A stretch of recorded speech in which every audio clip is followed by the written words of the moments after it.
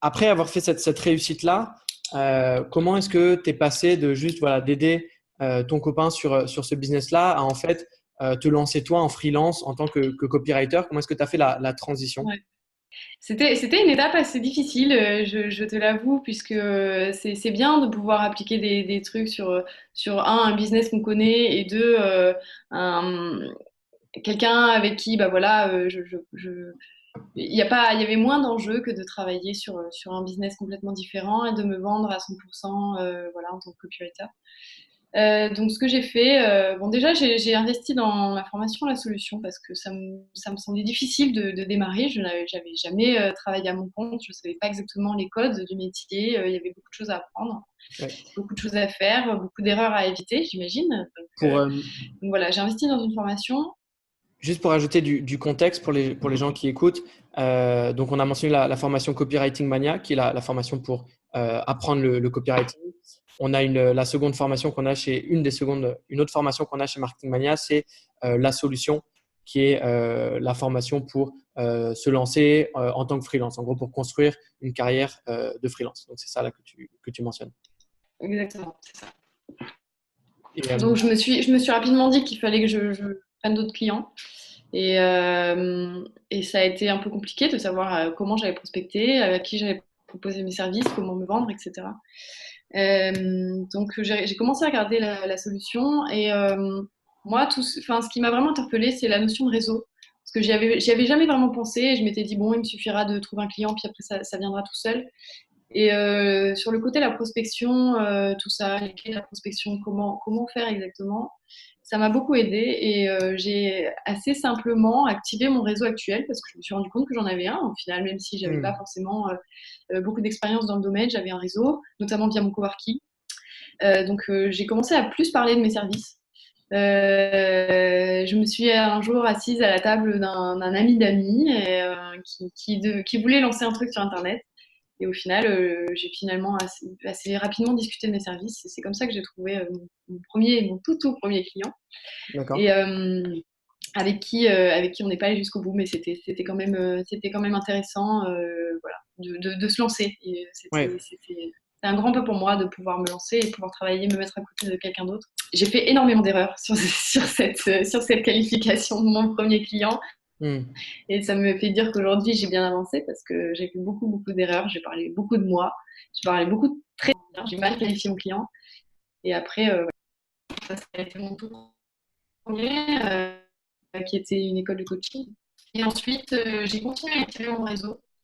Mon copain avait un réseau de blogueurs et il a envoyé un message voilà, sur leur forum. Ça m'a rapporté 5 clients, donc, ce qui était énorme pour moi. Et voilà, j'ai appris à mieux qualifier mes clients, à mieux mener un premier appel de contact. Et, euh, et au lieu de me centrer sur moi à 100% et de démontrer ma technique et de démontrer des choses comme ça, je me suis vraiment recentrée sur son client, son besoin, d'écouter, ça vaut comprendre ce qui est important pour lui, comprendre ses objections, pouvoir y répondre et surtout apporter beaucoup de valeur dès le premier appel. Et ça a fonctionné tout de suite parce que j'ai eu, il me semble, 3 clients sur les 5 qui ont pris contact avec moi d'accord. en quelques mois, quoi. Ouais, du coup, ce qui est intéressant avec ce que tu viens de dire, ça revient un peu à la même logique que tu as dû avoir sur ton premier, sur la page de vente, en fait, de se dire, à la place de dire qu'est-ce que moi je veux faire, qu'est-ce que je veux amener, quel est mon produit, de se dire à qui est-ce que je parle, quels sont ses besoins, comment est-ce qu'il voit les choses et comment est-ce qu'ensuite moi j'arrive en tant que solution et j'apporte de la valeur à ça. C'est un peu l'angle de vente qu'il faut changer dans sa tête. La seconde chose que je trouve intéressante, c'est l'idée de commencer par le réseau où au final, notamment beaucoup de gens dans notre audience veulent monter des audiences, créer du contenu en ligne, etc., même en tant que freelance. Et ça peut être une étape intéressante à un certain niveau. Mais au début, surtout quand on a une compétence comme la tienne qui était là, le copywriting, où il y a quand même une certaine demande, le simple fait d'aller rentrer en contact avec les gens dans son réseau qui connaissent, d'aller chercher les gens un peu à la Ouais. main en tant que prospection comme ça peut amener beaucoup de choses. Et comme tu l'as dit toi, ça t'a permis d'aller avoir tes premiers clients.